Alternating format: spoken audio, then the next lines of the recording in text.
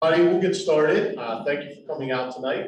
Share all things you ever wanted to know, maybe some you didn't want to know about the Governmental School District budget. Some of the other pieces. Diane Richards is here tonight with me, our CFO, and she'll share a lot of the information specifically related to the numbers within the budget. I'll cover a lot of the federal grant kind of components and where those monies are going.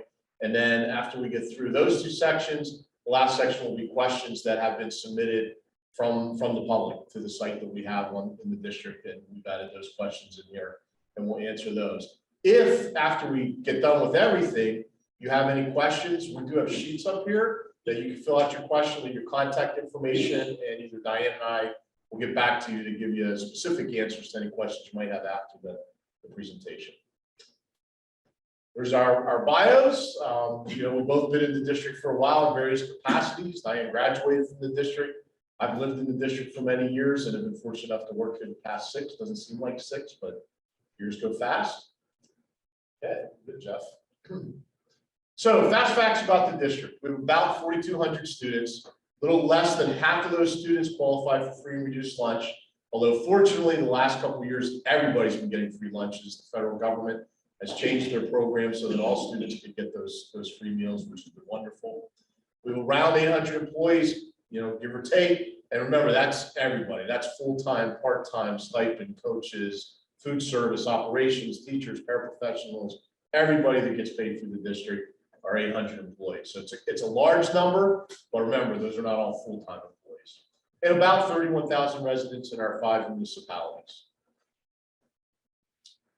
Some comparisons from our 18 Orange County districts. We have the 4th largest student enrollment. So our student population puts us in the upper quadrant of the 18 districts, the 4th largest. We have the 5th largest budget, so that's pretty equal there.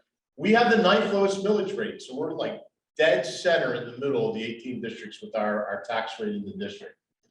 Our budget increase this year, our budget increase is 8th, and that number, and I think Diane will be able to talk a little bit about this later. That number, 4.71%, is an inflated number because of a lot of the federal monies that have been coming in. That's not like specific to our taxpayers as much as the increases from the federal monies that have come in over the last couple of years. And we are 17th in per pupil spending. So we do a good job at making sure that we're getting the most bang for our buck with the money that's spent per pupil in the district. Obviously, the last 2.25 years have had a huge impact from COVID-19, the pandemic, and all things thereof related to it. Our daily impacts, we tried to capture some of those. We're certainly not capturing everything here this evening, but the vast majority of our students have attended in person over the last 2 years. We certainly had times when we had to switch to virtual learning. Fortunately, it was never for any great length of time. We do still offer our GM Gold, which is a program that we offer through Governor Mifflin. And then also we have students going to cyber charter schools. Our numbers are still high on those cyber charter schools and GM Gold compared to when we were in the pandemic. They've gone down. During the actual pandemic time, we had about 25 to 30% of our students, depending on the building, chose virtual, either GM Gold or cyber charter. But when you look at it, it's gone down since then, but we're still up from pre-pandemic. So if you go back to before everything started, we had much lower numbers than we do currently. We're continuing to whittle away at those as students return to in-person learning or come back to GM Gold. Staff shortages continue. We've never, frankly, been faced with anything like this in education before. It's not unlike what's going on in the world outside of education. We are challenged with little to no substitutes, not unique to our district. It's across the county, across the state, across the country. Same holds true for teachers. We've been very fortunate in hiring teachers that we've needed to hire, and as we're getting ready for next year, hiring teachers, but the pool is getting smaller and smaller. And there are fewer and fewer education majors coming out of our colleges. We're working with a lot of our local colleges to try and help as much as we can in those situations, come up with some creative ideas. But at the end of the day, there's still a very small candidate pool out there, whether it be teachers, paraprofessionals, food service workers. Everybody's been hit across the board in those regards. So many times we're short-staffed. We're running with less teachers or less paraprofessionals than we would typically have.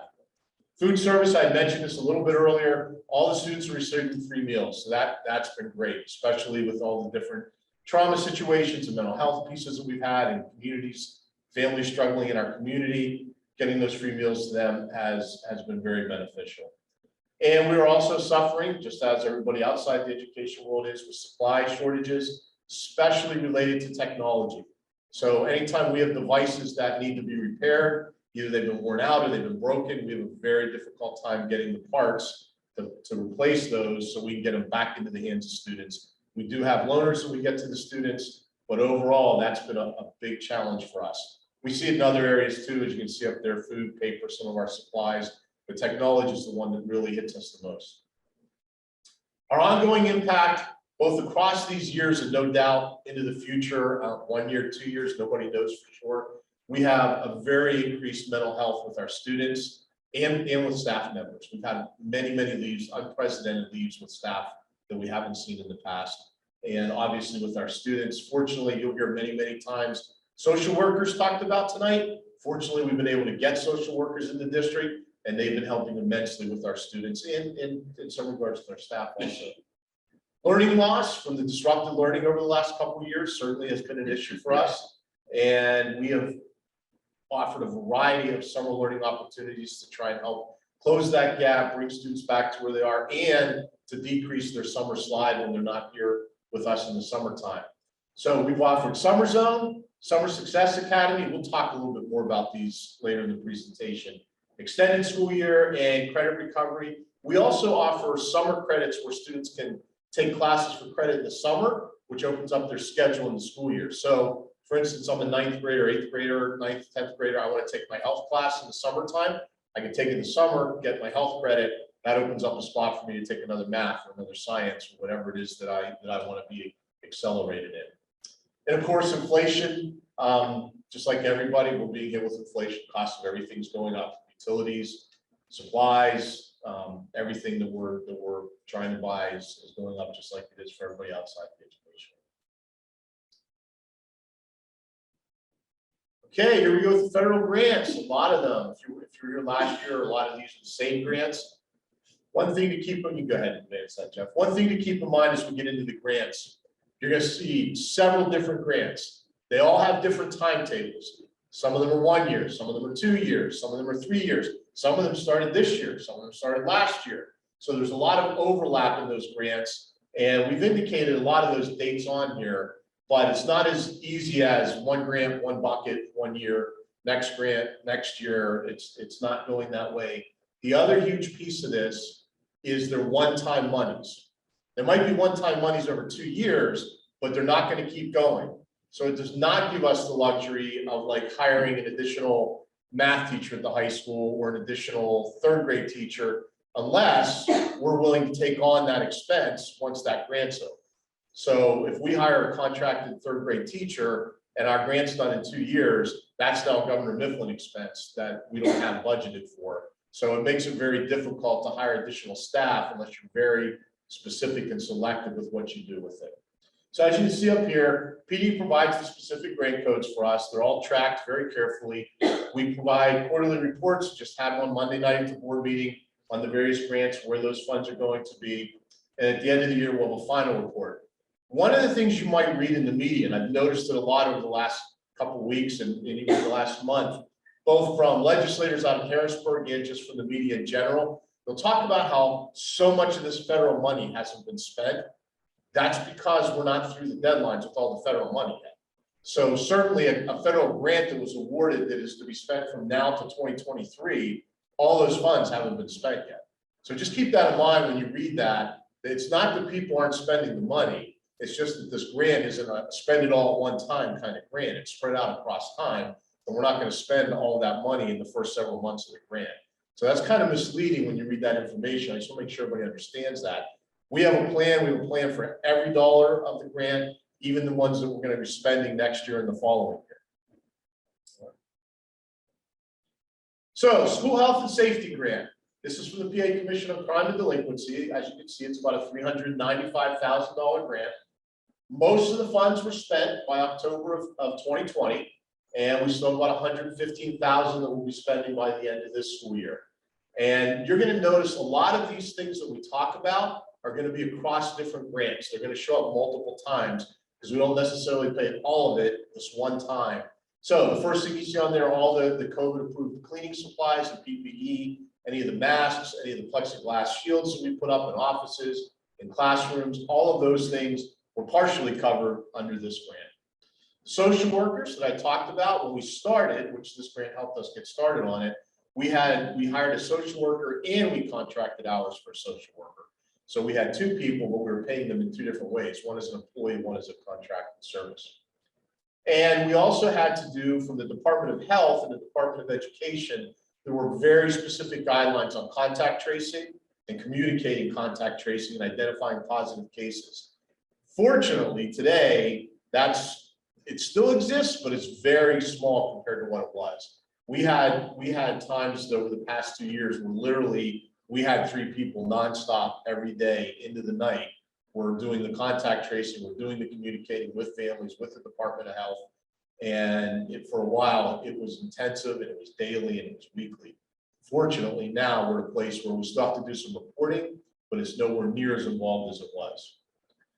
And of course, we've contracted additional custodial services because of the additional cleaning. We're making sure that our buildings, we had increased cleaning protocols to keep the buildings clean and to do some various things with the way we set our HVAC and our ventilation systems. Next up is what we call the GEAR. We love our acronyms in education. It's the Governor's Emergency Education Relief. This was a specific funds for our high school, and some of the funds could be used for middle school because obviously our middle school is a feeder program to our high school. So what we do with our 7th and 8th graders impacts them when they go into 9th, 10th, 11th, and 12th grade. These two were basically two major areas that we went. We did a lot of professional development at the high school. The majority of it related to math and math instruction. And if you were at our board meeting over the past few months when we did our math scores, obviously we're looking for a lot of improvement there. So we put a lot of focus into the professional development related to math. And then another component was the iReady Math, which at the high school we're using for our learning support students. It's a program they access on their devices. However, just a side note, we also use iReady Math from kindergarten all the way through 8th grade with our students, not just on the computer. It is the platform that we teach math from in our buildings from K to 8. Okay. The Art Poem List is about $29,000, not one of the bigger grants, but certainly it's helpful to us. And that's paying for a portion of, again, those salary social workers and their benefits.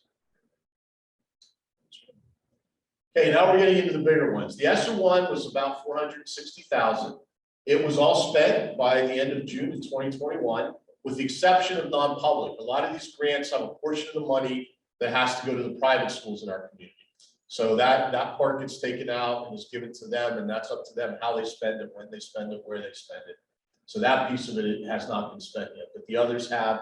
Here's the variety of ways we did it. Hourly teachers for coverage. So hourly teachers for us, another way to think of them is a building substitute. So for instance, we might hire 2 at the high school, 2 at the middle school, 2 in this building, 1 at each of the K-4 buildings. They were essential to us when we were going through all of the positive COVID cases, people that were isolated or quarantined because they were close contact. Those teachers were at home for longer periods of time. We have a sub shortage. We're able to hire hourly teachers, and that's a bad name because we pay them by the hour, but they're not here by the hour. They're here all day.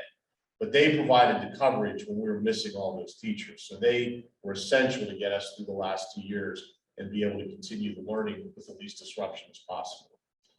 The district social worker, pieces of those are in there again, and same with the contracted social worker. Technology for teachers was a big one. When the pandemic first came in, Governor Mifflin was in a great place. We were a one-to-world, we call it, or one-to-one school district. All of our students had devices. So we didn't have to go out and buy devices for our 4,200 students. We had them, and our teachers had them. However, we needed some upgrade for our teachers because now they're pushing out virtual instruction. So they needed some high quality cameras to be able to stream themselves, whether it was from in the building or whether it was from home. They needed some sound systems with headsets. Some of them used document cameras to be able to do part of their lessons. So that's where when you see the technology for teachers, that's where that money went. They had technology. We just upgraded what they had so that they could teach virtually in a much better manner than they had 3 or 4 years ago. Technology repairs, that's an ongoing. The more devices we have in the hands of students, the more devices we're going to have to repair. And that's where that one comes into play. You know, you think for a lot of our devices went home and stayed home for long periods of time. So they were not, you know, being kept with maybe the best of care that they are when they sit in a classroom. And then again, a portion to non-public schools. ESSER 2, over $2 million. We have until September of 2023 to spend this one. So obviously it is not all been spent, but we have started. A little over $680,000 so far has been spent. And you can see as it's laid out here, some of this is over 1 year, some of it's over 2 years. So again, support for contact tracing communications. That was the piece I explained earlier. And the additional funds go to supporting that. The contracted substitute teachers. We had a lot of teachers, in addition to the hourly teachers I was talking about, we had a lot of LTS roles that we had to fill also through the year. So there was a lot of kind of filling the gap with those missing staff members for teachers, because at the end of the day, we've got to have a teacher in front of students. So we've got to be able to fill those positions. The construction costs for the community center, the important piece to note here is with these grants, it's very specific what that money can go to. So we can't take money from an ESSER 2 and like redo the seats in the auditorium or do an entranceway for the community athletics center. It has to be for something related to air ventilation and safety. HVAC systems, air ventilation, that type of thing is where those monies go. It's very strictly policed. We have to go through a lot of layers, our construction company, our architects, the state and federal government. So I want to make sure people understand we're not taking that money and, you know, putting in a brand new lobby for the auditorium or putting in, you know, this great, wonderful entrance to a community athletics center. The money that you see in these grants that's going to any of the construction is very specific to air ventilation, air quality, HVAC, those types of components. Professional development, we've had a lot of professional development in a variety of areas. I talked about math. We've also had a lot of professional development related to our reading and writing in kindergarten through 8th grade. We've had a lot of trauma informed to help our teachers be able to support students that have gone through trauma over the last few years and even prior to that. We've done things like responsive classroom, restorative practices that help build community and support students in their classrooms, have them feel safe when they come to school. So professional development has been, you know, kind of on the upswing, so to speak, over the last couple of years with a variety of ways that we're providing it. COVID prevention equipment and supplies, that goes back to the cleaning supplies, the PPE, the plexiglass barriers, the masks, all of those types of things that we had. And we tried to give students the choice masks or face coverings. And operational continuity, this is like all those other areas that we ended up being short in revenues or over in expenditures that we needed money to close the gap on those areas. That's what that part of it is. So it's kind of those shortcoming areas where we didn't have enough revenue or we didn't have enough expenditures to meet what we needed. So that's what that operational continuity is. Next slide.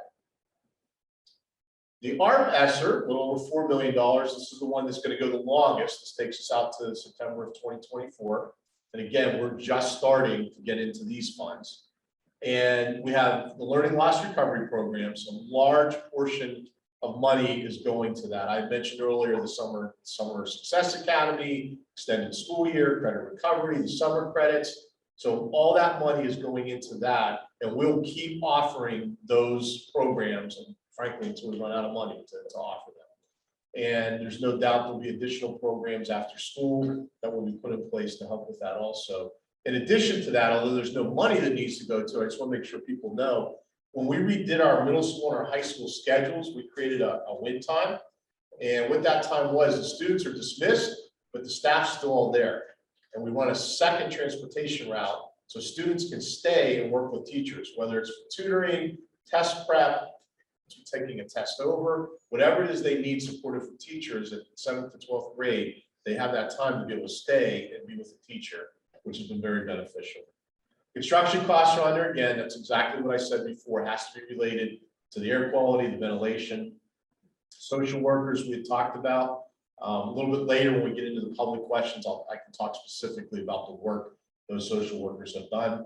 Professional development I mentioned, and then again, the operational continuity where we had areas where we had to get funds to make sure we had the bridge to be able to continue doing what we were doing. That's probably it. That's going to be hand the baton to Diane. Let her tell you all about this year's budget. Great. So what I'm going to do is try and give you some high-level view of what our 2022-23 budget looks like and discuss some of the areas that impact that budget, some of the bigger areas that we have to concentrate on and think about. So high-level summary of what our budget looks like for 22-23. We have $78 million of revenue and $78.9 million of expenses, which shows a deficit of $500,000. However, if you've been to any of our town halls before, we will always have a deficit of at least $500,000 because we budget. Can you go to the next slide for me, Jeff? Because it explains it and then we'll go back. We budget in our expenditure line items, a line item called budgetary reserve. It is a line item that's put there by PDE. It's a catch-all for unanticipated expenses that might occur during the year. And the reason we do it is because school code does not allow us to exceed our total expenditures. So in saying that, we budget for a line item with it in there, but we do not cover nor ever intend to cover that line item with revenue, because we were not going to tax the taxpayers for something we're not anticipating and is there as a catch-all. So we will always have that $500,000 deficit as long as we continue to use that line item. So it's not really a deficit budget, but it is on paper. So go back for me, Jeff. So the other really important thing, and the thing that most people want to know about, is what millage did we budget into for 22-23, and we did include in this balanced budget a $0.5 mil increase. Like we have done, in fact, I think for the last 6 years at least, we have done, oh, I take that back. The year of COVID, in 2021, we did a 0 increase to help our community. And it did affect us financially, but we're rebounding from that well. But we have done a $0.5 mil all the other years. So a $0.5 mil increase is in this budget for 22-23. The board will be voting on that in June. So again, it's just the budget that's presented to the board. So you can go forward. Okay, so now we're going to talk about the revenue. This is just a pictorial of, so you understand for our district, and I realize you can't see the black very well. I should have made it white. The red maroon area is our local revenue, and that is 68%. And that's important to know because, again, most of the districts in the county would see a schedule, a pie chart that looks very similar to this. Most of the revenue coming from the local, 26% or so coming from the state, and then a smaller portion from the federal. The only school district that would be different would be the urban school district of Reading. Their state revenue would exceed their local revenue because of the fact that they are an urban school and have a much greater population of poverty. So they get a much larger portion of the state budget. The thing that is definitely out of proportion this year and would have been last year is that 6% federal. That is very high for us, and it's because of all of the revenue that Bill just went over. We typically, in normal years with our title grants, typically have about 1% of our budget, maybe a little bit over, maybe it fluctuates between 1% and 2%, but no more than that. And we are now up to 6%. That will go back down to normal come next year and the following year's budgets. Those will be much more in line. But that is a difference, but important to show you. The next slide now is going to show you what the dollar values of that is and what the change has been. You will see that, to be honest, over the last 6 years, even including this next year's budget, our revenues have changed slightly and obviously gone up on the local side, which again is that tax increase when we have done it, but very small amounts. Same thing with our state. There's small increases within that maroon state line. And then the federal, you are going to see the difference in the last 2 years, this next year and the year we're in now. showing you that our federal portion has grown significantly due to the COVID monies that were passed through.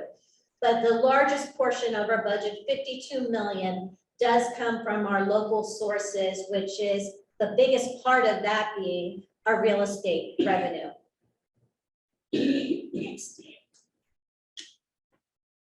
This is now, we're going to get into some of the expenditures and show you, these are our expenditure comparisons by function. Our account codes that are established by PDE force us to code all of our expenses by a function category and also by an object category. And I'll show you the objects next. But for now, the two areas which I wanted to highlight is the instructional and the support services, which basically means most of that, all of that is affecting students directly. And that is 84% of our total expenditure budget. And then we also have our debt line item, a little bit of construction because of those grants. So that money is being covered by the grants, and then some non-instructional, which is really our student activities and some community service expenses. But the vast majority of our budget does go to the instruction of students. Then we have within, next one, our objects. And these are showing you salaries, benefits, our purchase services, supplies, and debt. And you will see obviously the maroon and gold, the first two on the bottom going up, are our salaries and our benefits. 66% of our entire budget on expenditures is salaries and benefits. We, like companies that their product is widgets, our product is students. And so with that, in order to educate, it comes with staff. So that is why, and that is not unusual. Those percentages are very common across the state and our county, but it takes up the vast majority of our budget. So you are going to see, comparing year to year, there is not any real large differences between the two. They are fairly consistent and have not drastically changed. Now we're going to start talking about some of the specific areas within our expenditures that cause us some challenges. Special education is one of those, and we talk about this every year at Budget Town Hall, and that's because it is really critical for the public to understand. First of all, we cannot necessarily control our special education costs. Tomorrow, we could have a child move into the district who is already at a placement that costs $50,000, $75,000. And we have no other choice but to fund and prepare the same education for that child. So special education is one where the state mandates and the federal government mandates specific services to the students, and we don't have a lot of control over that. What I'm highlighting in this chart, though, is showing from 2013-14, where our total special ed expenditures were $8 million. They have now increased to just below 13 million. But the important section to look at is the gold. And that's the portion that we get reimbursed by the state. So back in 13-14, we were getting 2.5 million, or 31%. Of our total budget was being covered by the state. We are now at around 25% in 22-23, and the only reason we are even in the 25-26% range is because Governor Wolf these last 2 years has put additional money into the special ed subsidy. So we have seen some growth there, which is great. I hope it continues. But the difference between what the state is not paying, the district has to make up in other revenues, and that typically falls on the local residents to make up those differences in expenses. So it has been a challenge by far to make up that gap and find ways to not drastically increase our budgets or what we put on our taxpayers. This slide actually shows you the different, we report once a year to the state based on every child that has an IEP, and we report what category they are in based on the expenses to educate that child. So it's called an Act 16 report, and this data came from that report. This data shows that our Category 1 students, which are our largest students, which are typically our learning support students, those students make up the largest percentage. That would be a student that costs us, oh, I did that sign backwards. It's greater than $26,000. Then anything between 26 and 53 is category 2, and you'll see those are the orange ones. And then the biggest category is any student that costs us over 53,000. And you're going to see down in the bottom, the very lowest segment, that number, unfortunately for us, is growing. And as I mentioned, it only takes 1 or 2 of those to really impact your budget very quickly. The lines that are going across the schedule at the top here show you different other areas. So this first one, the first one is, I can't read it. It's our district enrollment. So that is just showing you how our total enrollment has dipped and then gone back up. This one is our regional number and shows you pretty much the same trajectory. Maybe we haven't gone up as much as our region, but the numbers and percentages, of course, so this side is where you want to look at the percentages. The percentages for those are less, even though the trajectory of the line is similar, somewhat similar. This one is the state average. So the state average is a little bit below 20%, but we are all the way up here. So it just shows that for our district, we have a population of special ed students that exceeds what's typical across the average of the state. And that is the challenge on the expenditure side for our district. Next. Now we're going to talk a little bit about our fund balance, our general fund balance specifically. It's important, this is basically the reserves that the district keeps. So if we are budgeting properly, what we want to do is have our fund balance under control, as I would deem it, and not let it grow excessively, because that means we have excess monies that we are just reserving. And what it shows to me is that we are trying to balance out the millage that we are passing on to our taxpayers. So our board policy requires that we keep a minimum of 5% of a fund balance. PDE mandates that we not have more than an 8%, and our 22-23 budget will project a 6.5% fund balance. And you can see the growth and or decline of our fund balance over these years. From our committed fund balance, which that was a commitment for increases in PSERs. So that's what that number was, going all the way up through 21-22. Then the gold is the unassigned fund balance, which is the important one. That's where these calculations are driven off of. And then this other category is when we have a budget deficit, our auditors make us reserve a portion of our fund balance, assuming that we're going to hit the deficit that we have budgeted. So for 22-23, I don't have a deficit, but we did have one in 2021. And so that's that red piece. It's also some of our prepaid expenses. If we have any prepaid expenses, they basically take it out and reserve a portion of the fund balance. So, but it's important for you to see that our fund balance is not growing. It's not on a trajectory straight out. It kind of went out a little bit. Now it's going back in. The other thing I felt was important to just go over to explain a little bit better, because it is confusing, governmental accounting. All of our different major areas that we do within our school district are maintained in separate funds. So not only is our accounting separate, our actual cash is kept separate, and our financial statements, if you look at those that are posted online, you will actually see these funds. The capital projects fund and the construction fund are lumped together on our financial statements, but they're still separated in our accounting structure. So the general fund is what handles all of our daily normal operations. That money comes from local, state, and federal, like I showed you in the pie chart, right? The capital projects fund is a separate fund which holds money just for capital purchases. We do not typically, as a district, put those through our general fund. We keep money separate in a capital projects for them in reserve specifically for those.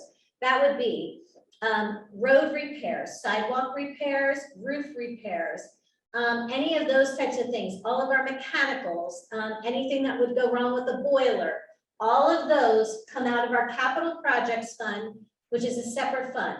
That money gets, well, the fund is growing and develops, money is put into that from any excess that is left over when we complete a fiscal year.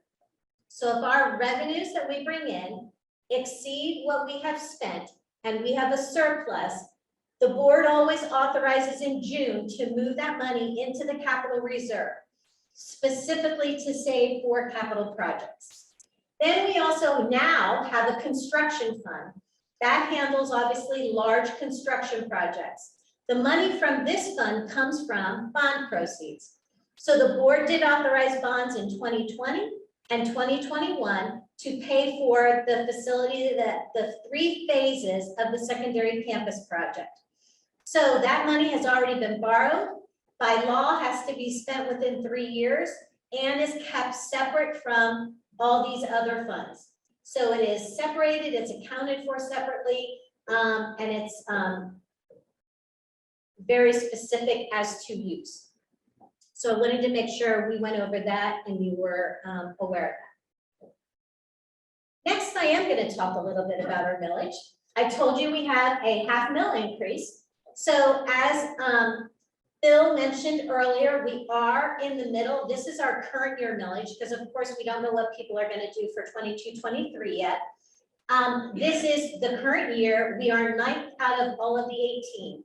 The average across the 18 is 30.2 mils, and we are at 29.1. Even with our half mil, we will still be below the average within the county. So it does give you a good feel for who the school districts are that are below us, and there are reasons for that. And I won't go into their budgets, but there are very specific reasons, especially Topahawken and Hamburg, due to the uptick in industrial and warehouses that they have seen within their districts along the 78 corridor. But we are in the middle. Next slide. So the other thing that impacts our tax millage and how I calculate what we're going to bring in for local revenue is the assessed values. So this chart is showing you from 2013 till what I am estimating our assessment will be as of July 1. We're obviously not there, so there will be some additional changes that we have to make to our assessments. However, this chart is somewhat deceiving in that we go from basically 1.6 billion to 1.6, again, 1.2. So be mindful of the degree of what this is. So while the changes look like they're fairly significant, I wanted to highlight that going from the 1,610 to the 1,604 is only 170, so I shouldn't say only, every dollar counts. But it is $177,000 of lost revenue. So overall, to be honest, our assessment is fairly consistent. We do not see large fluctuations up nor large fluctuations down. The good news is we do have some recent growth that was announced within our district, most of it in Cumru Township, with the former Kmart building being taken over. That will potentially raise assessment. And there is some construction going on for an industrial site that we gave alerta to, which eventually will also increase our assessment down the road. So, but it was important to discuss with you where our assessment has been going, what does the growth look like? Unfortunately, there has been a decline since 2019, and most of that is due to assessment appeals. That properties can do at any time. So if you've been into our board meetings or have watched, we had a long discussion about setting a policy on our assessment appeals. And I was really pushing to keep that policy in place because the district can only challenge a property once a year, but a property themselves, I shouldn't say it, everybody can only do it once a year. Sorry, I misspoke. But a property owner can do it at any time. We can only do an appeal when a property sells. And that's the big difference. So we don't always have the window of opportunity to do appeals. And I at least wanted us to have the opportunity to look at those as they occur. But you will see, unfortunately, our assessment is going down, even though it is slight, it's a decrease. So next. This is just a pictorial of where our assessment is coming from. What types of properties? You will see, obviously, in the maroon section, our largest portion is residential. 78% of our value is residential. We have the next largest is 13%, which is commercial. And then we have the others that are very close with farm, apartments, and industrial. So those are very small percentages. Obviously, the largest portion comes from our residents and our homeowners. So it's just important to know that and understand what our makeup is. This slide is going to show you the difference between what the district raised their millage to, which is called actual millage, which is the gold line, and then what our Act 1 millage could have been under the law and the formula that gets done every year. So every year we get an adjusted Act 1 index, which is calculated by the state on two factors, the state average weekly wage and the economic consumer index, or ECI, it's something consumer index. So once we get those numbers, we can, under law, raise our millage without going to the taxpayers asking for a vote, raise our millage up to our adjusted Act 1 index. And I felt it was important to highlight to the community that although that law came into place way back in 06-07, that there were only a couple years, 5 in fact, of the last 17, that we actually went above the adjusted index using, which is allowed, again, we didn't have to go to the residents, using referendum exceptions. However, the last 9 years have been all well below the index. So this current year, as we're preparing the budget for 22-23, the Act 1 projected index or adjusted index is 4.3% and allowed us to raise our millage to 1.25 mils. And we are only recommending a half mil increase. And the reason I felt this was important because I know there's some discussion in the community that we don't care about the residents because of course we are recommending a millage increase and that we don't understand, and we truly do. And we do our best to balance that as best we can without over impacting our residents. And this just shows you that really for the last 9 years, and of the 12 that are in there, we kept all of our raises below the Act 1 index and what would have been allowed. If we had continued to raise our millage using the Act 1 index, we would be at 31.2, which is this, which is this red line, and we are at 29.6 projected for 22-23. So I thought it was important to go over that for the community as we talk about millage and understanding the hardship for some. The other portion that we do is we break down for our community and all of our properties what the averaging, what the half mil increase for most of our residents looks like in annual dollars and monthly dollars. And the reason we do this is twofold. We get that the tax bill that you receive is probably one of the only bills that you get that's annual. And it makes it much harder to swallow than when you get your utility bill and you're only seeing possibly that $5 or whatever it is increase each bill versus one big amount. It looks different and it's harder to swallow. We get that. So what we have done is broken down what our average assessment looks like in our community. So right now, current data that comes from the Homestead office, the assessment office, our average assessment is $123,639. So the half mil increase for that resident is going to amount to $5.15 monthly. The majority of our assessments, 75%, are less than $150,000, which is another important fact to note, because I would imagine that if you ask somebody what they thought the vast majority of our assessment values were, they would tell you over that $150,000. But it is $150,000, and that increase is $6.28 monthly. And Bill and I were joking, right now, you can't buy anything for $5 and $6. You can't buy a Happy Meal for that money. You can't buy a pizza for that money. It is, I know, a hardship, but it doesn't buy much anymore today. So it is just something to keep in mind, and we feel it is helpful to break it down at that level so people understand. Now we're going to get into a little bit of forecasting that I can do with a tool called Forecast 5. It is a very powerful tool, and it allows me, when I am working on the budget for the current year, 22-23, coming up, it allows me to also project out 4 more years. And the reason that's important is because if we just consider and work in a vacuum and just worry about the budget for this year, it has the potential long-term effect on all the years coming up.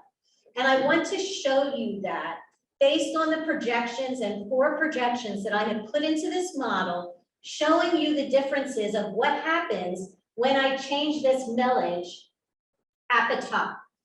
So right now, this is the model that I have discussed with our board as what I am saying right now is our best bet of what we potentially might need in millage to keep us at a balanced budget with deficits without the $500,000. So remember we had that conversation about we'll always have a $500,000 deficit.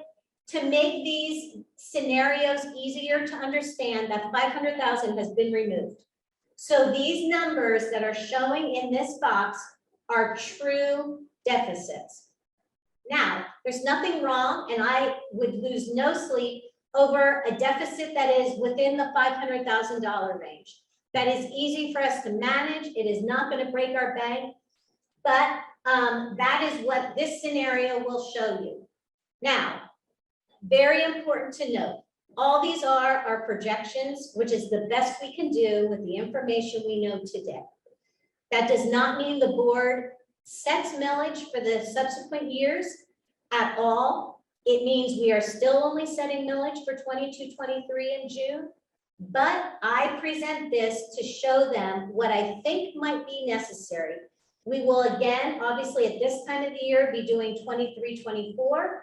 I sure hope we don't need 3/4 of a mil and the projections have changed and that it will come back down to half a mil or less. That is always the hope, but I always want to give the board the best picture I can. Next slide. The other scenario I did is, because we have a balanced budget this year, what happens if I didn't raise millage 22-23, but I raised the millage the other 4 years?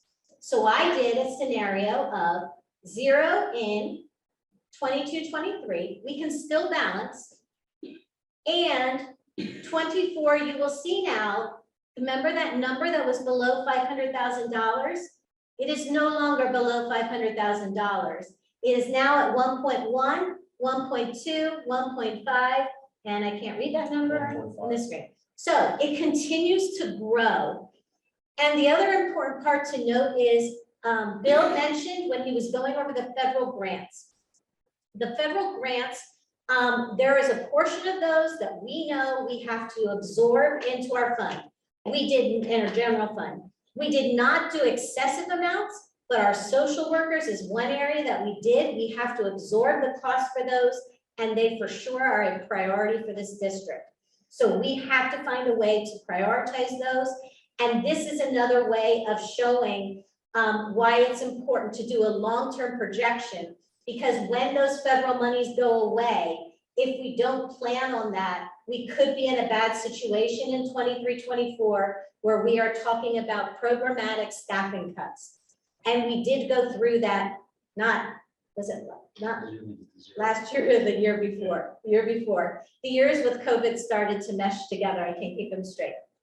So, and then Jeff, another one, this just shows you as well what would happen if we didn't do the potential 2-year bubbles with the 3/4 of a mil, which I think might be necessary possibly. It'll show you again that that deficit just continues to increase. And now again, it's over 500,000 in these outgoing years.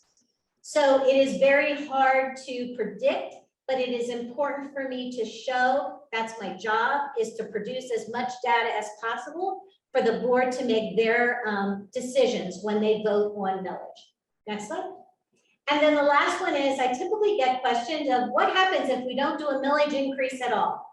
Well, this one is extremely telling because the only year that I will be balanced is this year coming up, 22-23.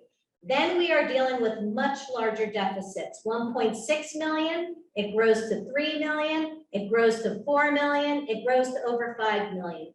We will have depleted our entire fund balance if we were to allow that to happen, which is definitely not financially responsible. We cannot allow that to happen. And then what would happen is, instead of trying to do small incremental changes, we would end up having a 0 and having to potentially go to 2 mils or to go to 1.5 mils and have much larger financial impacts on individuals versus smaller incremental changes. So that's important. This next slide is really going to show, and I'm sorry if it's hard to read because it is from this way. So hopefully when you get online, you can see it a little bit better. But the pictorial will tell you. So the blue, this little one at the bottom, is no millage increase. And that's what happens to the tax revenue, right? It stays the same. The gold is nothing this next year, 22-23, and then you'll see it goes up and it goes up and it goes up as we continue to the half mil, 3/4 of a mil. The third one is the one that I, of course, am telling the board that I think is the most realistic at this point, where we might need 2 years of 3/4 of a mil. And that one will show you how incrementally how the real estate revenue grows. So if we don't do the incrementals, what you're leaving on the table is these large, huge sums of real estate tax money because it compounds every year. And it's very difficult when you don't do it the first year to make it up the second year without layering them on top of each other. So if we don't raise millage half a mil, which brings in $750,000 to $800,000 for us, I lose that revenue. And then I'm trying to constantly make it back up within the budget.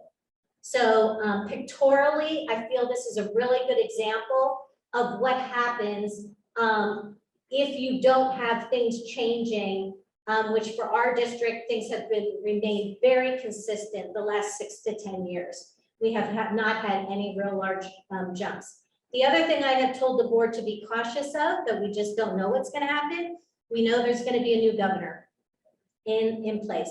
Governor Wolf is very pro public education and has done a really good job of increasing our subsidies. And we do not know who is going to be coming in office and what his priorities, he or she, sorry, what their priorities might be. And so we don't know what our funding is going to look like going out. So it is something else to be very cautious of in our times of change.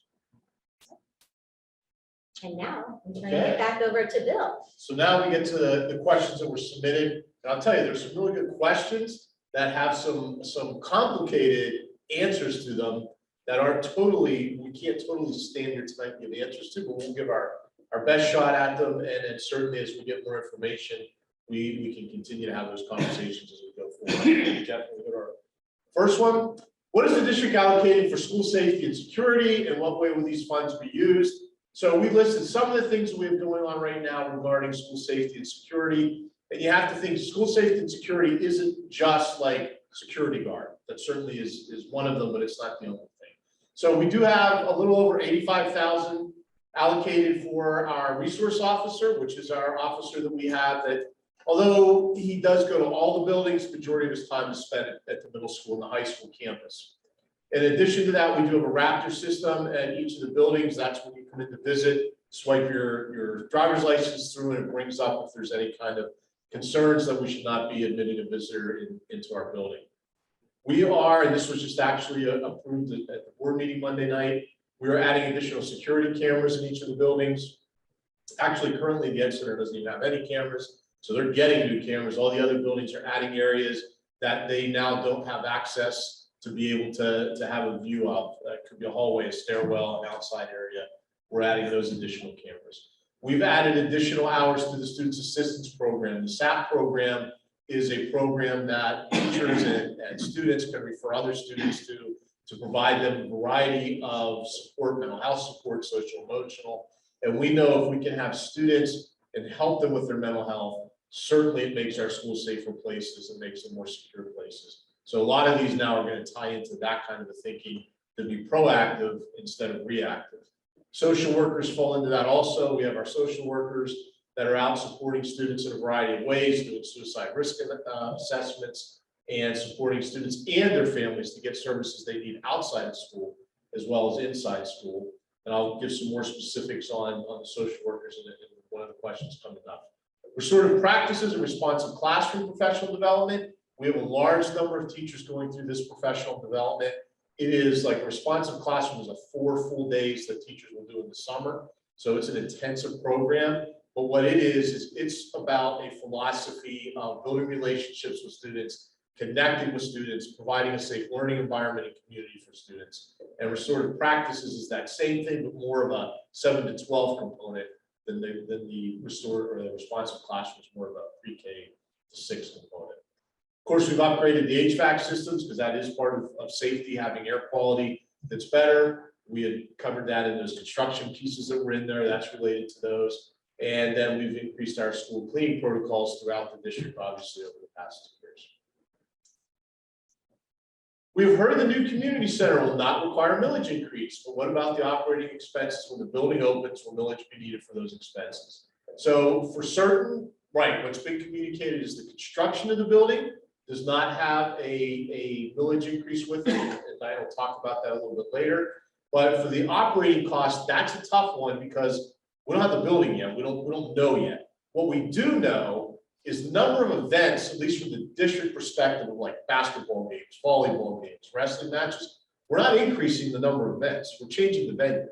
So whereas we may have people working here to cover basketball games and volleyball games and wrestling matches, those people will now be working at the athletic center and community center for those events. So we'll probably, hopefully, be increasing the community events that are happening there. But the actual district events are going to be pretty in line with what we have going on now. So it's more a switch of where those personnel are going than it is an increase. But certainly there will be an increase because it's another building.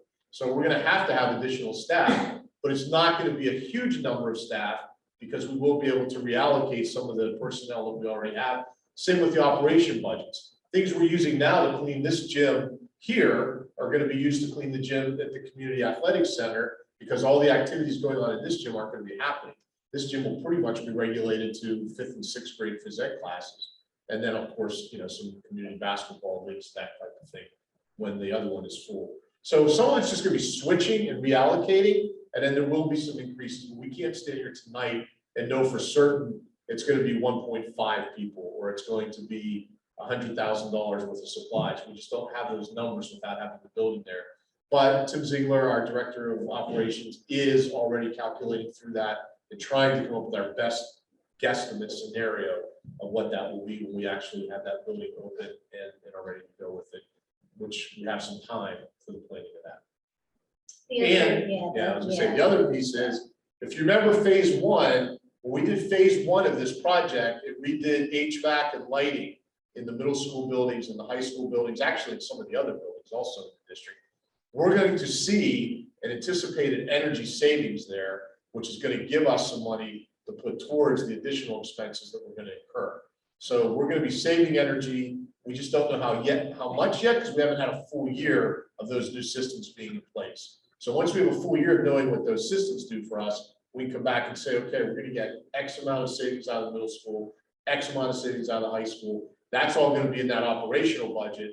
where then Tim can say, okay, I'm going to switch those funds to cover expenses at the community center or to have custodial staff come and support that. Next one. Can you comment on what has driven the growth of the number of administrative positions over the last 10 years and how our district's administrative position count and cost compares to other similarly sized districts in PA? So this one gets a little sticky only because every district has different positions. So some districts have a director of curriculum. We do not have a director of curriculum. We have a director of teaching and learning. Other districts will have, you know, 2 assistant superintendents. We used to, but we don't now. So it's hard to compare district to district, administrator to administrator, because everybody has such a unique way that they do things within their district.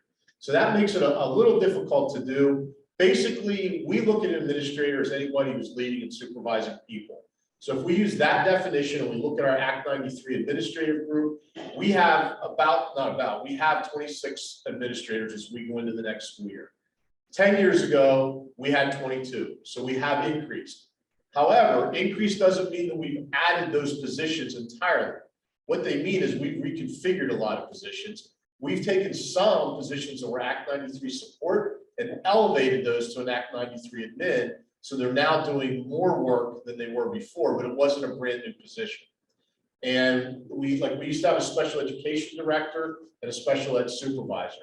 Well, we reconfigured the special ed director position to a director of pupil services. So that looks like a new position, but it's not a new position, it's reconfigured. So there could be a slight budget increase there, but it's not a totally new position. Because of the amount on one of the slides Diane showed about special education, how much that's increased, that necessitates having more supervision. We now have 2 special ed supervisors.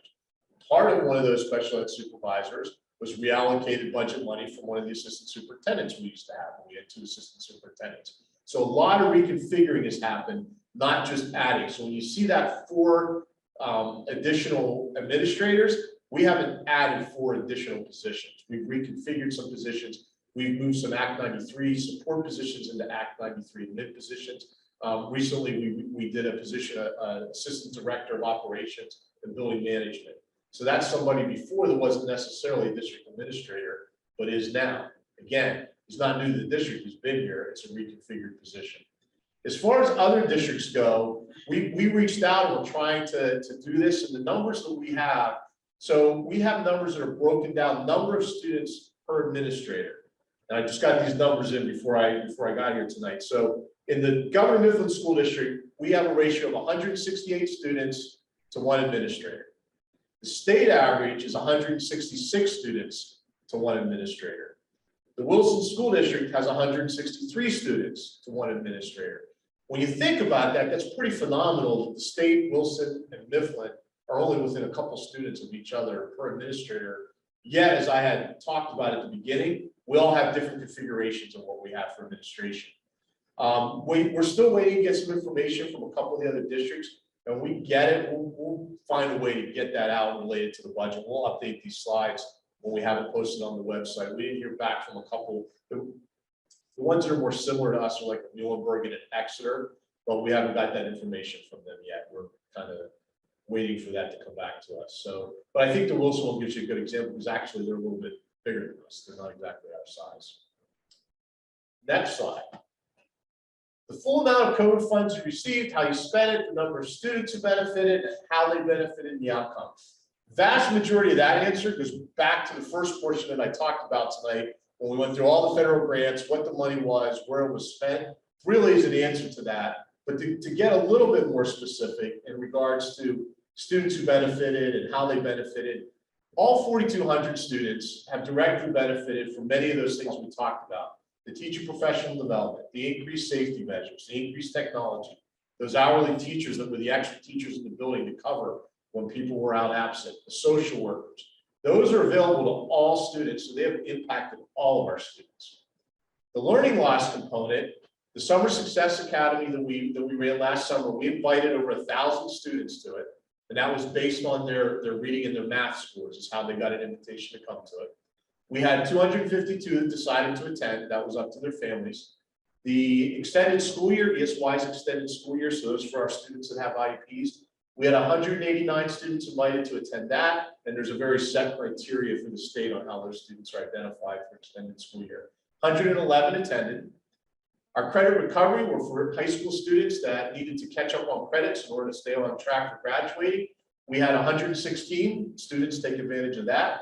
And the summer credits are those ones I talked about earlier, where a student wants to take a credit in the summer to be able to take it off their schedule in the fall, in the spring, to add another science or another math or maybe another music class that they want to do. We had 124 students that did that. May have taken a PE class, a health class, a geometry class in the summertime. Social workers, we had mentioned over the last couple of years, we've added 1 full-time, we added a contracted, and then we increased that to 2 full-time. Those social workers are doing a lion's share of work with the magnified mental health issues we've seen with our students. They've had over 1,300 student contacts supporting students in a variety of trauma and crisis situations.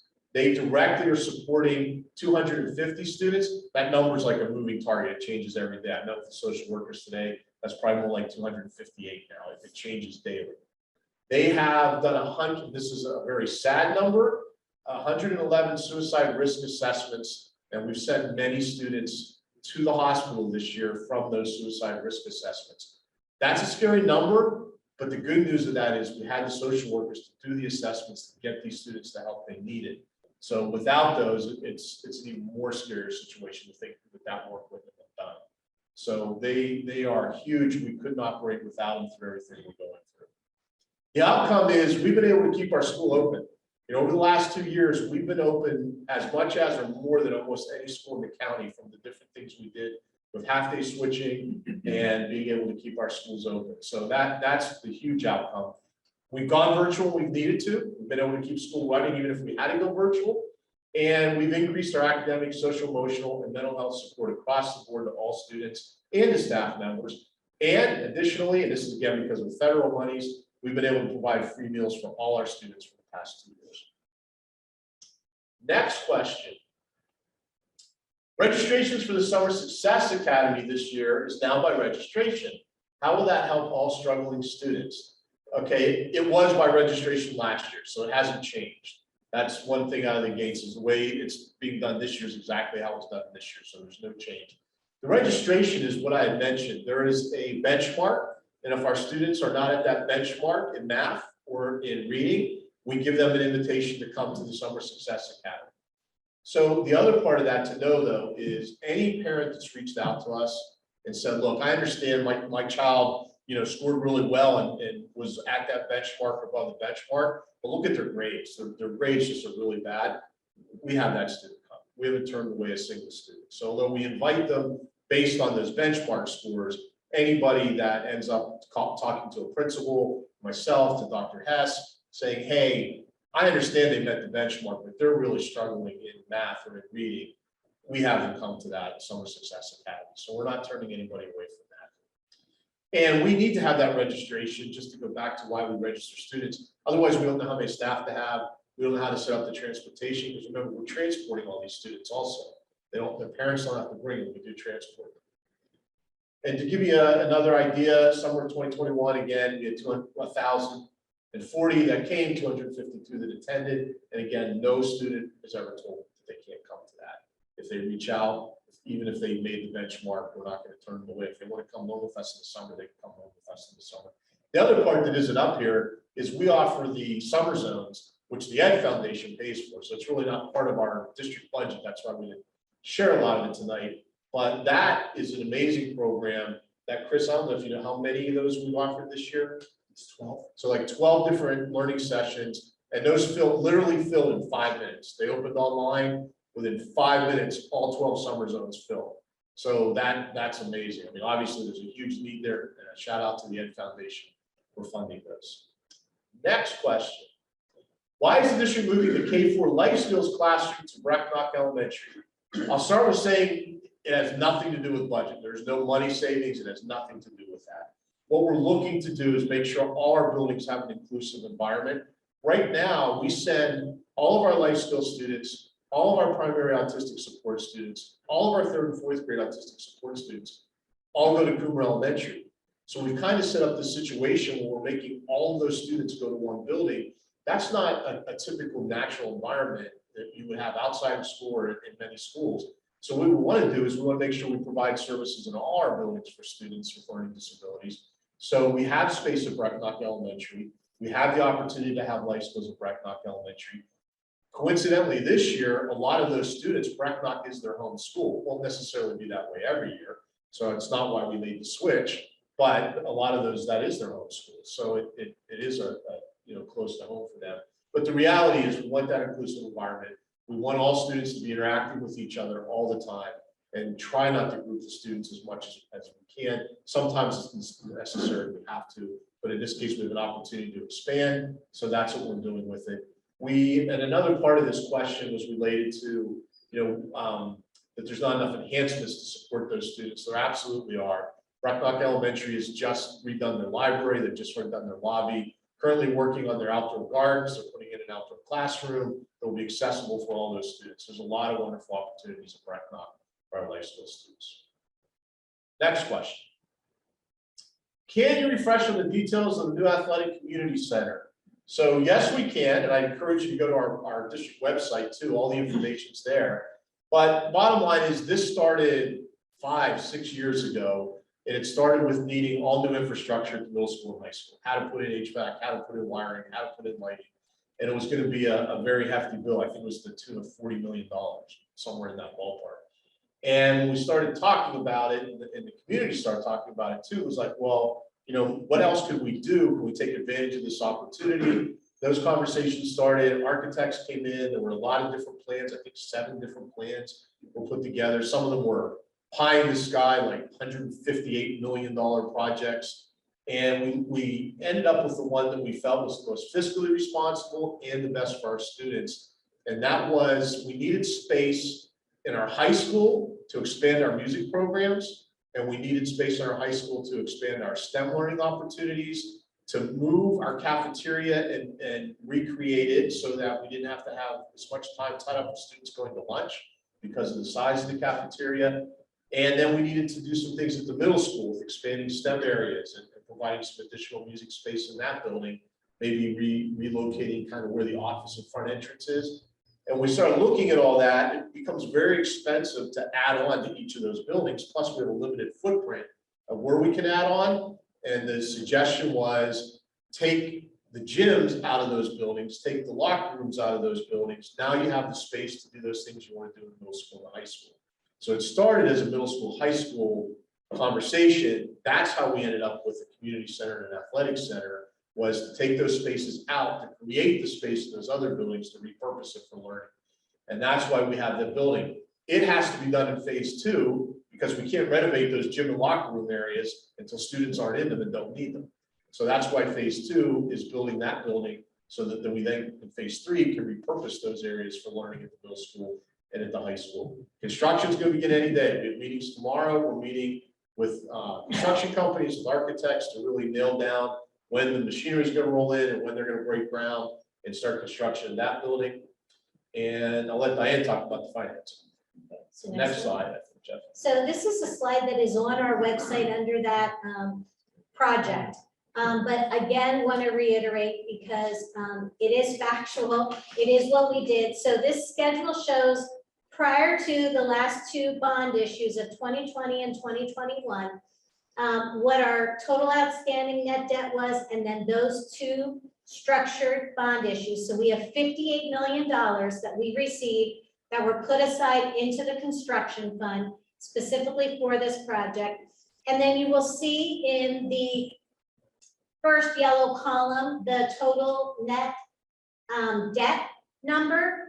And what happens is that net debt number all the way through 2046 is 5.5 million and does not change other than by a couple of dollars here and there. So it is flatlined, and we already had the millage in place to support that type of net debt. So what we did was we restructured our debt, used the low interest rates that were during 2020, the end of 2020 and the beginning of 2021, and got extremely favorable interest rates for those bond issues. And we're then able to restructure all of our debt so that we did not have to increase mills for our debt line item that is in the general fund. So there is No millage needed for the construction of those buildings. There has been some overage due mostly to cost inflation, which you would expect during this time. So unfortunately, we didn't hit the double positive. We hit the one positive, which is getting debt and borrowing it at extremely low rates. And the opposite side would have been to get favorable construction bids. We didn't get bad construction bids, but they were slightly over our budget. So we will have to be repurposing a portion of our fund balance in our general fund that has been committed for PSERS.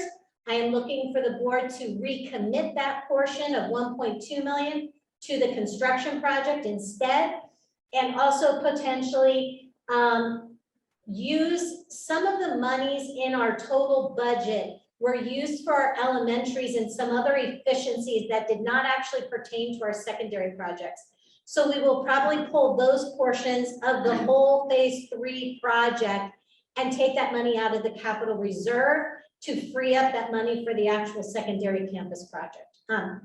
So there is money available. We just have to be creative in where we are taking it from and how we can come across it. But the overages that came in for the actual building, we do have a plan for where that money is coming from. And then the last phase, of course, has not been bid. So we will have to see if the timing of when we bid the third and final phase, hopefully those values are where we need them to be within budget.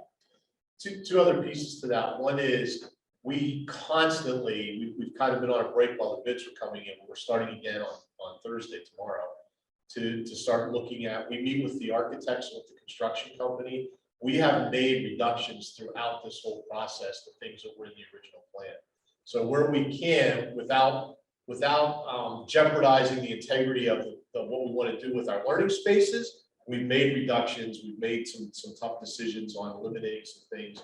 Again, trying to stick to that integrity of what we're doing with our learning spaces, but also realizing this is our ceiling and we've got to work not to go above that ceiling. The other piece, and correct me if I'm wrong, because we've had some questions related to, well, why don't you wait? You know, there's supply chain problems right now. The price of steel is really high right now. Why not just sit on this table and wait? Well, part of the answer to that is this: we have to spend the money in the next 3 years. We're not allowed to just table it and come back to it in 5 years or 6 years. Maybe things would change in 6 months, but we don't know that. So when you hear other people that might be putting off a construction project, they haven't borrowed their money yet. We have. So we have to move, certainly cautiously, certainly looking at everything and staying fiscally responsible. But that's part of the reason why we're just not going to table it, because we don't have the luxury. We've got a window. We've got to move it. All right, last one. If you have any questions, we will post this tonight. Everything in the stream was recorded. It will be posted on our webpage. Like I said, when we get some of the information related to the other districts, the administrative question, I'll go back and update that slide and put those numbers in there. And if you have any questions after hearing all of this, we have papers on this table up here. You grab one, fill it out, put your phone number, email, question. Either Diane or I will get back to you within a couple of days with answers.